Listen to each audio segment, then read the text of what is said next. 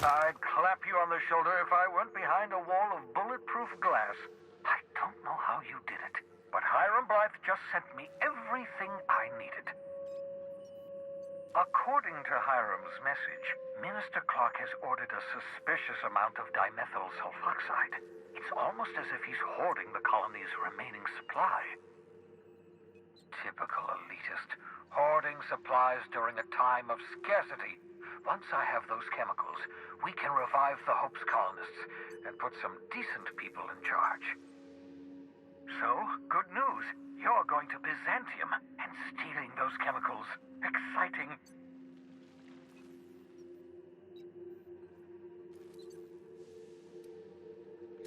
Aloysius Clark, Minister of Earth.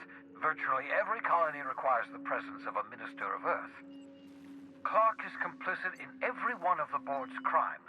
Whenever the board issues some new decree, you'll find Clark's signature on the dotted line. If I had time and several blackboards, I could explain the details to you, but to put it briefly, dimethyl sulfoxide is the reason you're alive today. The chemical is absolutely essential to reviving the Hope's colonists. I need you to steal as much as you possibly can. The more, the better. If you don't bring me enough chemicals, I might not be able to save the Hope's colonists, and then nothing will stop the board from destroying this colony.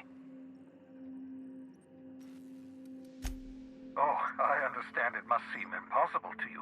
Infiltrate Byzantium, the crown jewel of the colony, steal a batch of rare chemicals from a heavily guarded estate. In order to do the impossible, you must first divide it into a series of smaller, less impossible tasks. Ah, yes, the details. I'm not about to ask you to rampage through Byzantium trading bullets with the board's agents. Carmen Imagawa. She's my contact in Byzantium. Meet her at the docks. She'll have all the necessary intelligence you require. I'm giving you my old nav key to Byzantium. You'll need it to land in the Golden City. Remember, you're looking for dimethyl sulfoxide. Big green bubbling vessel with a warning label.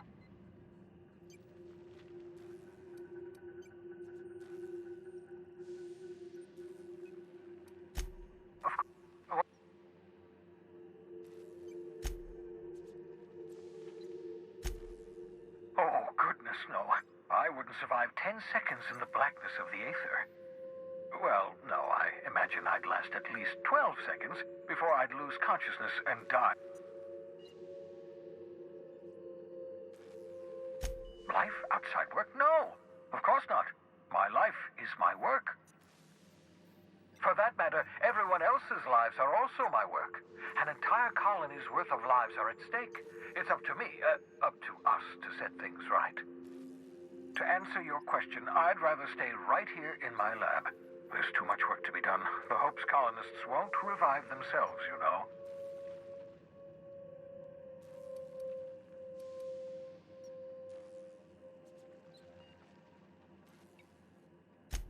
Because we've lost our way, the board has a stranglehold over this colony.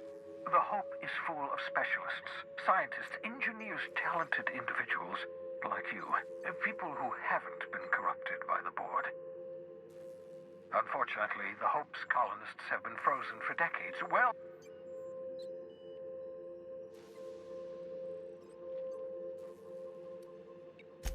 I live in a glass box with my experiments. 10 years. That's how long the average human can remain in hibernation.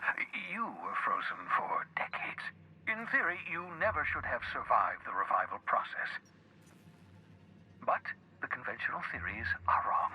You're living proof that it can be done. There's yet hope for the Hope. Get it?